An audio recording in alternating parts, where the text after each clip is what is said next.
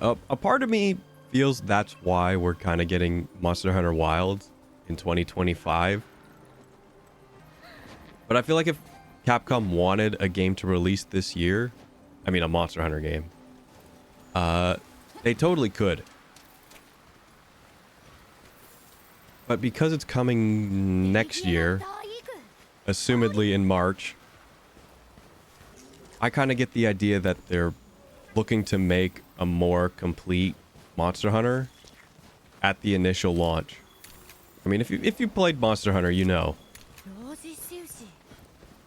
You know, you get the base game, and then a year later, you get the Ultimate or the G version or whatever they want to call it.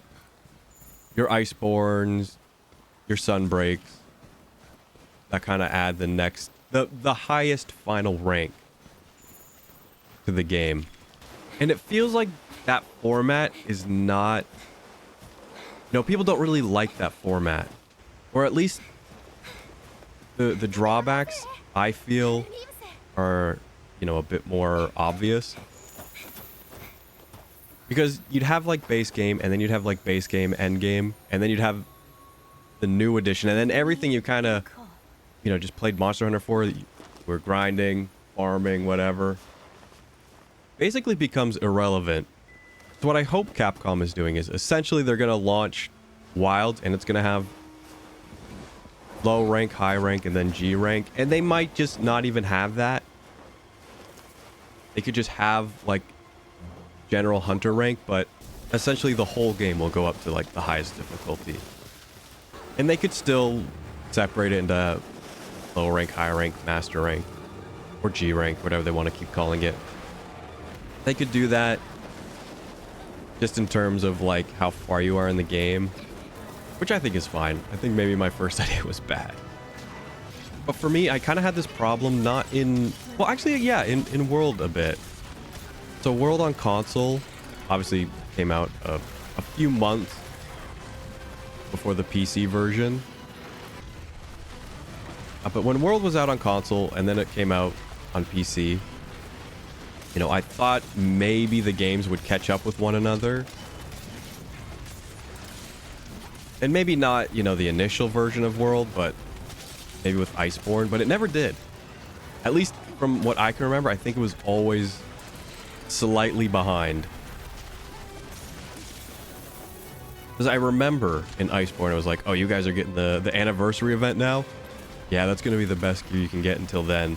And I'm like, until then? What do you mean? It's like, oh, well, there's this new guy, and he just drops the best gear in the game. And I'm like, what do you mean? He's like, yeah, it's like way better. I'm like, what?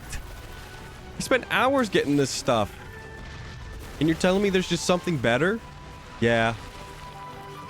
That kind of killed it for me. And I would really like for Capcom to not do that again.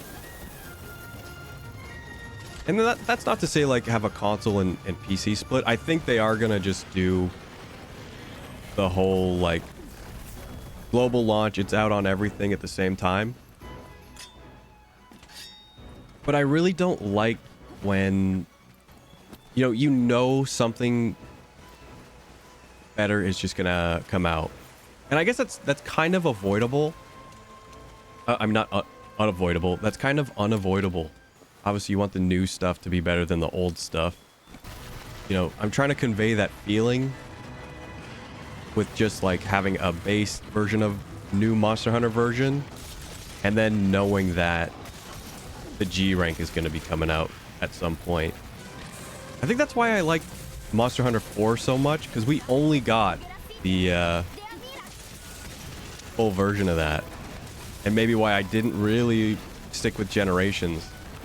But I think Generations was typically just, there was so much in that game, I just didn't have the time to play it all. Yeah, for me, I would prefer to have just like a full, complete, not like incomplete, but everything is there. And the end game is there. And if you want to introduce like new guys that have stronger equipment, you're able to incorporate it into the end game that, is already established. instead of just being like, yeah, you know, this one mechanic that we have, you're just never going to use it again.